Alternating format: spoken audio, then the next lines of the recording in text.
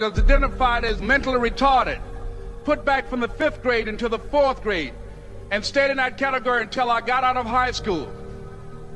I don't have any college training, but I met a high school teacher who one day changed my life. I was waiting on another student, and when he came in, he said to me, "Young man, go to the board and write what I'm about to tell you." And I said, I can't do that, sir. He said, "Why not?" I said, "I'm not one of your students." He said, "It doesn't matter. Follow my directions now." I said, "I can't do that, sir." He said, "Why not?" I said, "Because I'm educable mentally retarded." And he came from behind his desk and he looked at me. He said, "Don't ever say that again. Someone's opinion of you does not have to become your reality." And as he talked, my heart began to beat fast. Tears began to run down my eyes, and I was in the back just listening to him, because the speech he was giving, that speech was for me. And he said, "Les Brown," he said, "if you want to do anything worthwhile in life, you've got to be hungry."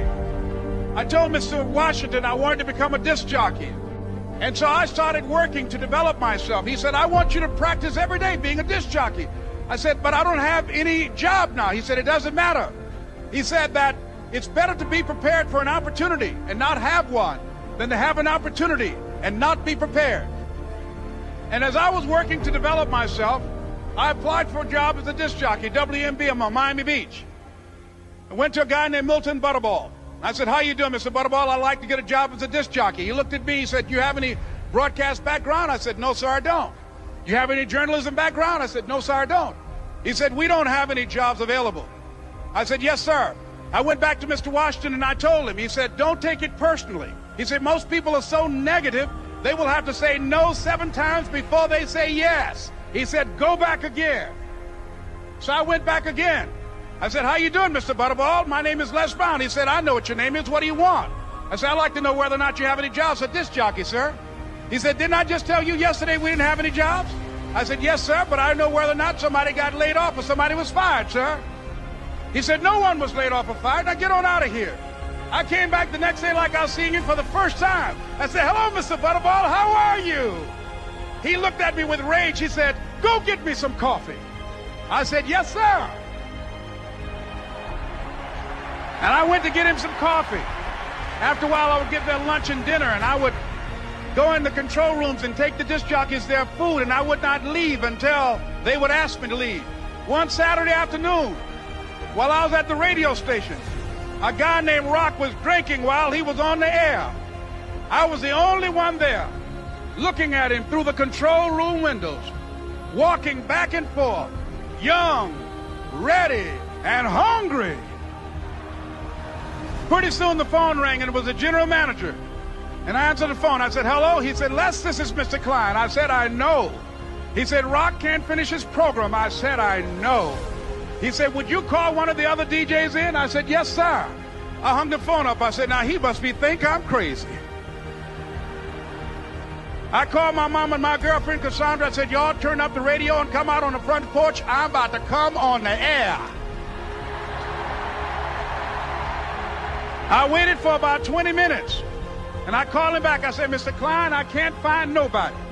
He said, "Young boy, do you know how to work the controls?" I said, "Yes, sir." He said, "Go in there and don't say nothing here." I said, "Yes, sir." I couldn't wait to get behind those controls. I put on an old Stevie Wonder record called Fingertips. I sat down behind that turntable. I said, "Look out, this is me, LB Triple P, Les Brown, your platter playing papa. There were none before me, and there will be none after me. Therefore, that makes me the one and only. Young and single and love to mingle, certified, bona fide, indubitably qualified to bring you satisfaction, a whole lot of action. Look out, baby, I'm your love man." I was hungry. I was hungry. You got to be hungry. Begin to know that you have greatness within you.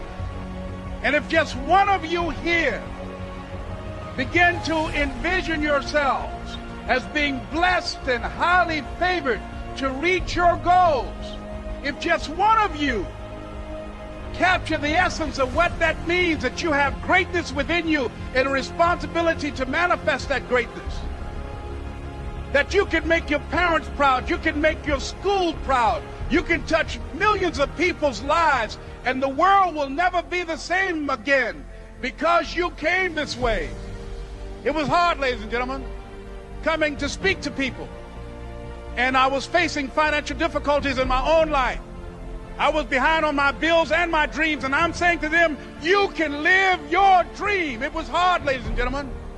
It was very difficult to pick myself up each day believing that I could do it. There were times that I doubted myself. I used to ask myself, can I do this?